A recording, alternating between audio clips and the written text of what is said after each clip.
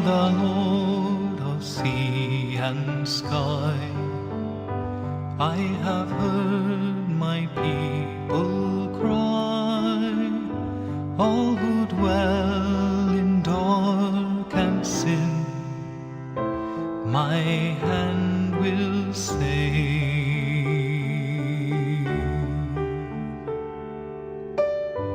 I who made the stars of night, I will make their darkness bright.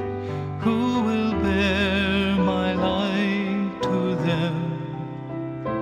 Whom shall I send?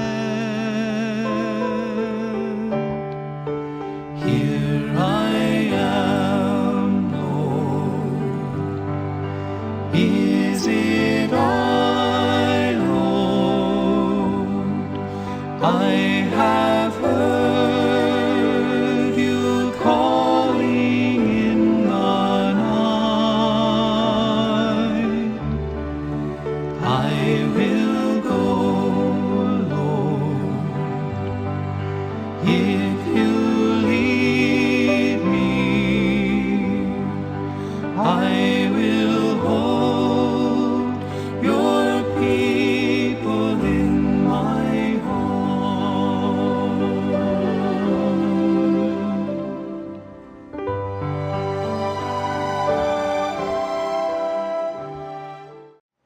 Good afternoon, ladies and gentlemen, and welcome to another version of the DPTT Speaks. You know, people have been asking me over and over again, Alvarez, why are you going down this path? Why do you think the Democratic Party of Trinidad and Tobago can make a difference in the management of Trinidad and Tobago? Do you think you would ever be elected to be Prime Minister of Trinidad and Tobago? You know, there are people that say to me that the very act of participating in the general election, the very act of asking people to support the Democratic Party of Trinidad and Tobago, by that very act, you are causing people to question your pragmatism, to question whether or not you have the ability to lead a country. Because, face it, Alvarez, this thing doesn't make sense. There are two major political parties, and the Democratic Party is there for nuisance value. I say to you that it's not. I say to you that not only is the Democratic Party of Trinidad and Tobago going to face the 2015 election, we are going to win the 2015 election. And why, you may ask? We're going to do that because you love your country, because it is important to you to ensure that Trinidad and Tobago has a better future. Because of you, we are going to win the election. You know, this morning I was thinking about what are we going to do? How are we going to get people to come forward and support the Democratic Party? What can we do that would cause them to say, I am going to change from my traditional way of voting towards voting for the Democratic Party of Trinidad and Tobago? And then I thought, wow, what a humongous task. But then it dawned on me that at today's program, this very moment, there is someone out there who is watching, who have been called to do something for your country. You know it in your heart. It's been bothering you for a while. You know that you have to support the Democratic Party financially. You know that you have to delve within your finances and say, I am going to support this Democratic Party and I'm going to send this money so that this message is going to be shared throughout Trinidad and Tobago. You know that, and you know that it's you I'm speaking to because there's been something tugging in your heart for years that you are supposed to come forward and support the Democratic Party. To answer the question as to why we do this, I can't find the words to put it, to have you understand clearly why. The best way I can do that is to ask you to look at an animation done by the Dana Center for Peace. It's a story of an African woman who was an advocate for environmental affairs. Her name was Wangari Maathai. I ask you now to take a little while and look at the story of the hummingbird. The hummingbird, ladies and gentlemen, is the symbol for the Democratic Party of Trinidad and Tobago.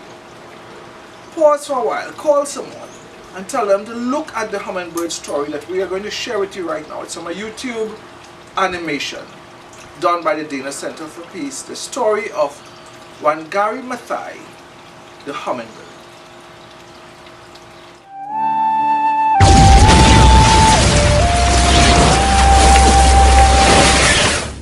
One day, a terrible fire broke into a forest.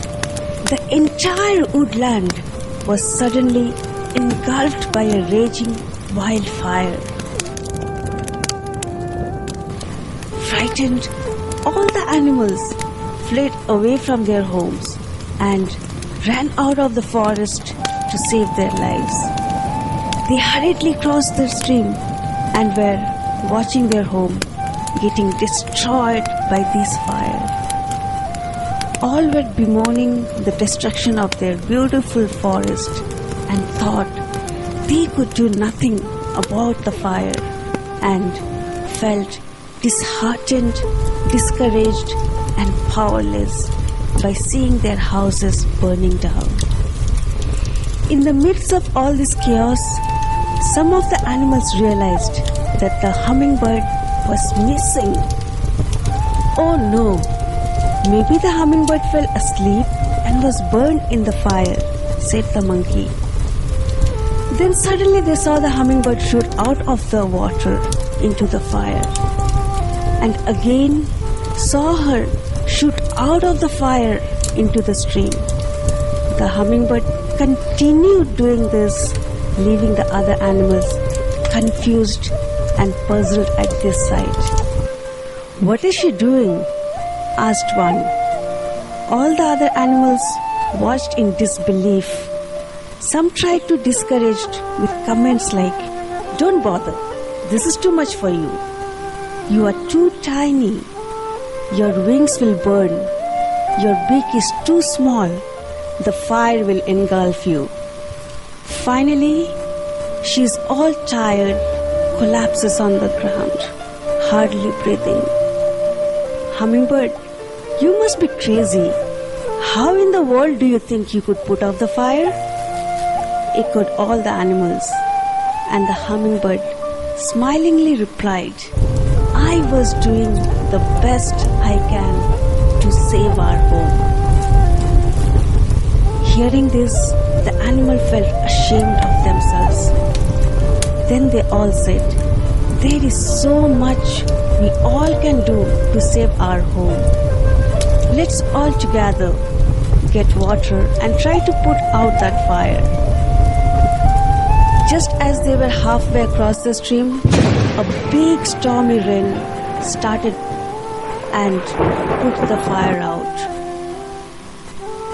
We cannot be mere spectators when our world is getting destroyed.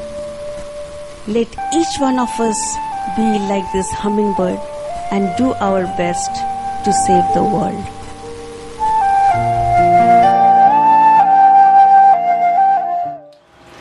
Welcome back. Now that you have had some time to look at the story of Wangari Maathai, the question for you is, are you a hummingbird? Or are you one of those animals that's going to sit by and watch our country burn?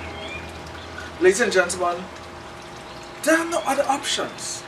There are no other options. The UNC Alliance and the UNC Partnership and the PNM, they've all had their chances to manage this land. Those options cannot take us where we need to go. That is returning to the same old, same old. In other words, if you were to vote for those two political parties, you are going to continue to drive through neighborhoods with garbage strewn all over. you're going to see people like I did last night. I saw, for example, some fishermen just throwing stuff into the ocean. And they know that they can do that with impunity. So if you want to vote for those two political parties, the lawlessness will continue. We must change this. We have to structure the way we manage our lands. And ladies and gentlemen, those two political parties are not the option. But you are the one to make that difference. You are the one that it's incumbent upon you to go and talk to the people in your community. It's incumbent upon you to call a friend and call a neighbor and say to them, listen to this guy, listen to what he's saying. It's not about me. I am just that simple little hummingbird with my little drops of water trying to put out a huge fire. But I know, like as you saw at the end of that animation, that when the tasks look impossible, because you have made that effort, you have also calling on greater forces other than yourself to do their part. I'm asking you to ask yourself, am I convinced in my heart that is within my soul? Can I speak to my friend and my neighbor and say, listen, you know, I've never thought of being in politics before. I never thought that politics was something that would interest me. But my children's future, my home, my job, my school, my health institution, all of those things is dependent on this, whatever I do now. And therefore, I am going to do my part like the hummingbird. I am going to do my part. I'm going to make a small contribution, whatever it is, to the Democratic Party of Trinidad and Tobago. Let me tell you a little bit of what we do. All of these productions that you've been seeing, all of this, is being done by a group of young teenagers. The eldest person there in that whole production team might be no more than 22 years of age. They're all young people. They're all young people who are giving of their time freely and their talents freely, simply to say to Trinidad and Tobago, I want to make a change. I want to make a contribution. Everything that's being paid for is paid from whatever the little pittance that I have. And the little friends that I have who are saying, Alvarez, is all I can contribute. There are no big businesses behind this. The reason why we are at Gayelle, the station, and not at all of the major other television stations, first of all, is because we can't afford it. And secondly, because Gayelle is one of those that have decided to stand up for what's right. And to do something in this country, to take a stand for what they believe in by their convictions, what they believe to be true and right. And so we were able to at least pay for a bit of that through Gayelle, the television station.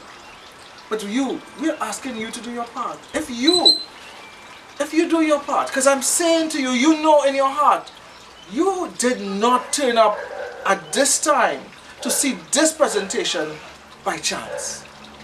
Something has been tugging at your heart for a while, and now you know what it is. Now you know that you must do your part. You must contribute towards changing Trinidad and Tobago for the better. You know, a lot of people have been saying, who is Alvarez? What is Alvarez all about? Let me tell you a little bit about myself. I was born in Point Fortin, and I grew up in Moruga, Grand Shiman, Moruga. We were exceedingly poor people, and I was one of the only person when I started common entrance to pass common entrance for the entire school. But we were so poor that we couldn't buy books for that school. So all of the teachers and all of the students in that school contributed, and they came up with $20 so that I can have books for my first term in school. What I can tell you is that by the time we got to the second and third and fourth term, and we had to change books once again, we were faced with that situation where throughout my secondary school career, I had no books. So ladies and gentlemen, I had to borrow books. And when I did GCE, all I got was 2 passes because I didn't have textbooks. So I had English language and history, those that I could have learned from by simply listening to the teacher. But I did not give up. I did not give up on myself. Instead of becoming a fisherman or becoming an agricultural worker in Moruga, I came into Port of Spain. And my first work in Port of Spain was for $17 a week. But while I was working for $17 a week, I worked in the St. Martin Welfare Association among the youth in that area. And I taught them English language because that was, I had English language. And every student that I taught English language passed English language for GCE levels. And I taught them to play the guitar, and I took them and I taught them to swim. And we formed the St. Martin Welfare Youth Organization. And ladies and gentlemen, that's been my life, one of service. From there I went back to school. I went to Cipriani Labour College, where I got my diploma in business management. Then I went to New York University, and I got a postgraduate diploma in construction management. I did my master's with Anglia Ruskin University. So all of those efforts were from simply saying to myself that I will not accept failure, and I will not sit by and say I can't do better. And today, with my humble small salary and my whatever I have decided that, you know what, Trinidad and Tobago deserve better. And I have made my part to form the Democratic Party and to ask you to join with me in supporting the Democratic Party of Trinidad and Tobago and ensuring that every community, every constituency in Trinidad and Tobago has a representative for this 2015 general election, a representative that's qualified, a representative who loves their country, a representative that's ready to serve the people of Trinidad and Tobago. And that's where you come in. Do your part. You see, it's not about me. I want to tell you another story. I worked for this company in New York called Turner Construction Company, one of the largest construction companies in the world at that time. And I remember one morning meeting a young lady who was head of gynecology in the J.D. Weiler Hospital in the Bronx. And I went up to her because I recognized that she had a familiar accent. And I said to her, "Hi, are you Trinidadian?" And she said, "Yes, I am." I said, "But you're head of gynecology?" "Yeah." She said, "Yes, I am." I said, "So why don't you go back to Trinidad and Tobago and make a contribution? We need all our people, the talented ones, to come back and help us build a better nation. You can help us in our health institutions." She laughed at me, she smiled, and she said, "Alvarez, what a dream. If you go back to Trinidad tomorrow with all this enthusiasm, all this energy that you have, they would turn you down because they don't want to change." She said, "I tried my best. I went back and I said, listen, I would like to help." And it fell on deaf ears. And I said, no, I am not going to buy into that. I am going to do my part. So after a few years, when I remember I had one choice. I had another building to build in Queens in the Bronx. Or it was either I started this new hospital for the New York Hospital of Queens, or I come back to Trinidad to manage the building of the Unit Trust Corporation headquarters. And I chose to come back because I believed then, as I do now, that all of my skills and talent would be best served if I can help Trinidad and Tobago. To make a long story short, I can tell you, it has not been an easy task. People are always a little skeptical about people that come back to Trinidad and Tobago that are willing to serve. But I am not going to give up. Because to give up on Trinidad and Tobago would mean that if I don't do my part, that crime would continue the way it is today. You know, I can't remember the exact quote, but it said that evil prospers when good people do nothing about it. And I know that the crime plan that the Democratic Party of Trinidad and Tobago have for our country, that 10-point crime plan that talks about structured police patrols, that talk about night courts, that talk about special license plates for the vehicles, and a whole lot of other things that will change the way we deal with policing in Trinidad and Tobago and the way we deal with the judiciary. I know that unless we do that, crime will continue unabated. I know that unless we have a structured approach to agriculture, unless we decide on 3 or 4 main crops and market them and produce the goods in such a large quantity that we not only become self-sufficient, but we are able to export and reduce our demand for foreign food. I know that unless we do that, we're going to be in trouble. I know that unless we plan the whole economic structure for Trinidad and Tobago over the next 10 to 15 years, our children that are graduating today from universities will continue to have problems in terms of finding new jobs. I know that. I know that unless we talk about changing the way our representatives act in the parliament, that our parliament will continue to be a place for clowns where they would make jokes and thump desks and make statements that makes no sense.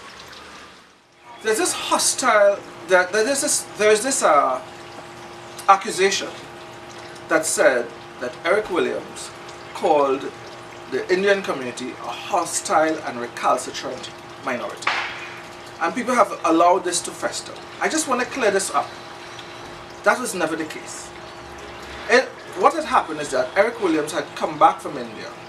And when he came back, there was a group of people in the country who were saying that he was simply not sincere about asking everyone to serve in the People's National Movement.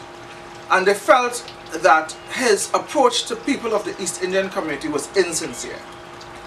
He responded by saying that there is a hostile and recalcitrant minority that's spreading that message, and we must ignore them because that is not the way the majority of Indian people think in our nation. That's how he came about making that statement. So don't let people use our history to destroy our nation, to set us apart. We are all citizens of Trinidad and Tobago. We are all citizens of Trinidad and Tobago regardless of our ethnicity. The problems that we face as one nation.